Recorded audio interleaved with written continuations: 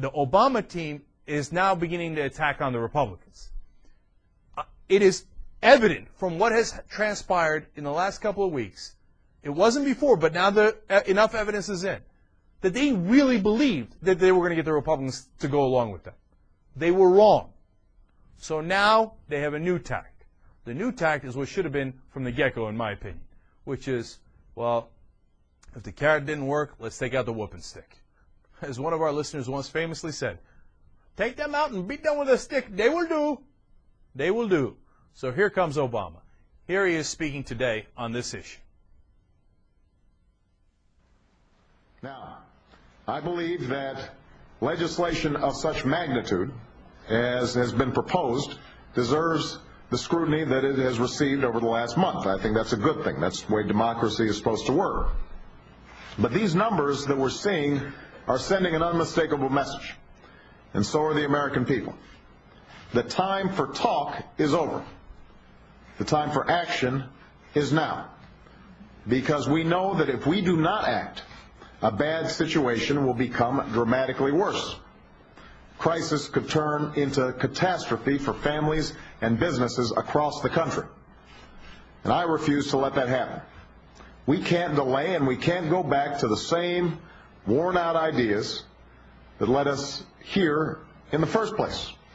In the last few days, we've seen proposals arise from some in Congress that you may not have read, but you'd be very familiar with because you've been hearing them for the last 10 years, maybe longer. They're rooted in the idea that tax cuts alone can solve all our problems, that government doesn't have a role to play, that half measures and tinkering are somehow enough, that we can afford to ignore our most fundamental economic challenges, the crushing cost of health care, the inadequate state of so many of our schools, our dangerous dependence on foreign oil.